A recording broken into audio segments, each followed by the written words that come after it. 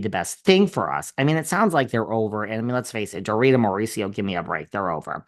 Because Dorit had said that PK, that he and because Dorit had said he and PK were better than ever. Oh, this should be she. There's a typo here. Because Dorit had said she and PK were better than ever, fans were shocked when they announced their separation.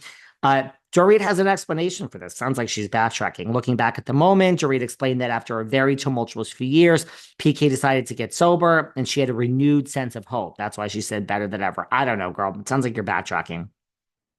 Things were great between me and him, blah, blah, blah. I had high hopes. Okay, blah, blah, blah, blah, blah. And then after revealing it wasn't even her. Oh, then she reveals it wasn't her decision to do RHOBH, that PK wanted her to do it. And then she talks about how, and this 100% PK told me that night too, that basically she said this in this interview, and he told me this, that basically she wasn't going to go back for season 14. Now, I don't know if this is like a real analysis. Like, I don't think she really thought about that for like a long time. I mean, because really you were going to leave the show, girl, but that PK pushed her to make the decision to go back. Like, where's your income, honey? Like, I'm out the door over here. Like, you need something, which is basically what he told me the night we hung out too. So either these two, I mean, the stories are the exact same. So she says she had unfinished business and she didn't leave the impression to do, and just basically like, he pushed her to go back, and it's a source of income. So there you go. So that sounds like exactly what he told me. Okay, let's go back to the show. Jeff Lewis got us off track. So they're separated. Doesn't sound like they're going to get back together. Dorit found out about the apartment. She didn't want the kids to go there. Garcelle, now we're at the table, and she's having a separate private conversation with Bozama, which the next day we learn that Garcelle and Jennifer Tilly and Sutton are very upset about. Dorita's like hogging Bozama. She's hogging Boz.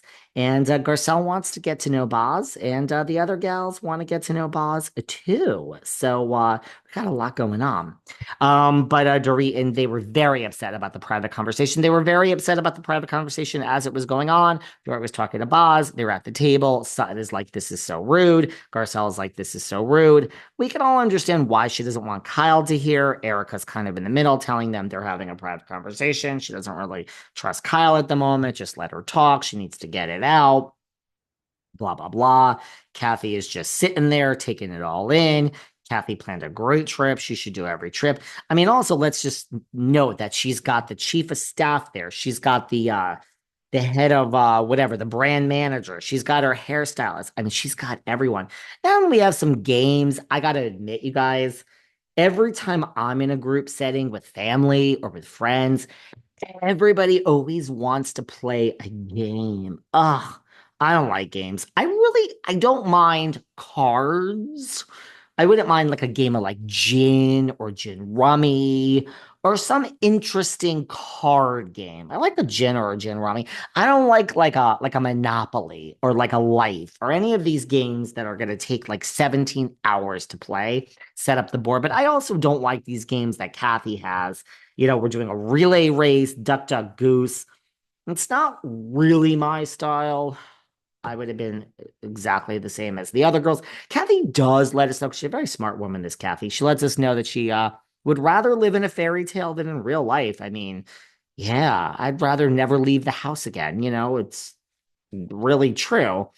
I love when I don't have to leave the house. I just love it. I really just want to stay in for the rest of my life. I really do. I'm telling you, I've said it before.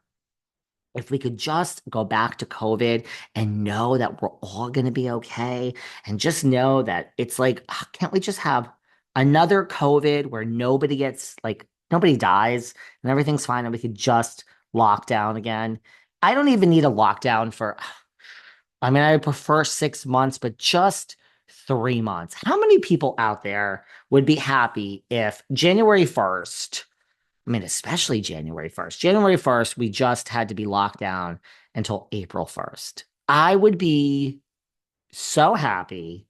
I can't even, I would run to the Hamptons. I mean, that's where I want to be. But can't we just be locked down and all the food could be delivered? Oh, I could do this. I mean, I basically roll out of bed and do this anyway, but I could just do this in my bathrobe and just look like even less put together than I look now, which is not so hard because I mean, some days on here, let me tell you something.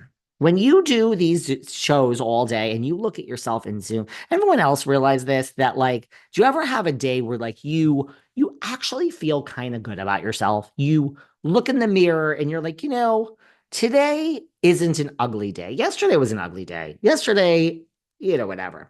But I'm looking kind of good today. I'm kind of liking, this and that and kind of feeling myself today. And then you have to record a podcast episode of Behind the Velvet Rope. And anyone else going through this? And then you turn on the Zoom. And then you look in the Zoom. And you're not even like horrified at what you see when you look in the Zoom. Really, you're not. But then you got to put the videos, little clips, maybe up on YouTube, do little clips for social. And then you're like looking back at yourself on the Zoom. And you're like, how is it that this Zoom has given me like 70 extra pounds and 30 extra chins? Anyone else have that experience where you're like, I kind of felt good about myself, but I'm literally watching back what I just recorded 3 hours ago. And like, I mean, man, is that really what I look like? Now I'm really having an ugly day all over again. I can't be the only one that happens to, right? Well, we end up slowly at the dinner, and the girls, Sutton and Garcelle and Tilly, are coming in hot. They are coming in hot because they don't like being excluded from the conversation, Dorito. And we got some other things to get to because Kyle is coming in hot. And these two are going to face off, and there's fourth wall being broken. Now, I love how Kyle's like, look, we got to work this out because we know Kyle is the producer from the inside and keeps the show going. Well, let me tell you something. Then Dorit starts talking, and she's like, and she also reminds us, Dorit, she's like, let me tell you all the things, that Kyle has on me, this and that, and she's upset about this and that. Well, I love how Dorit says this can't be just about like BravoCon. Let me just start, Kyle. It can't be just about BravoCon. Let's just have a real conversation because there's more here. And she's like, I have to tell you, I watched this clip at BravoCon that you thought that you're so upset about. It's clearly a joke. And by the way, Erika, who's my good friend, but I know she's your good friend too. She's sitting right here. I'm just going to talk about her as if she isn't here, Kyle.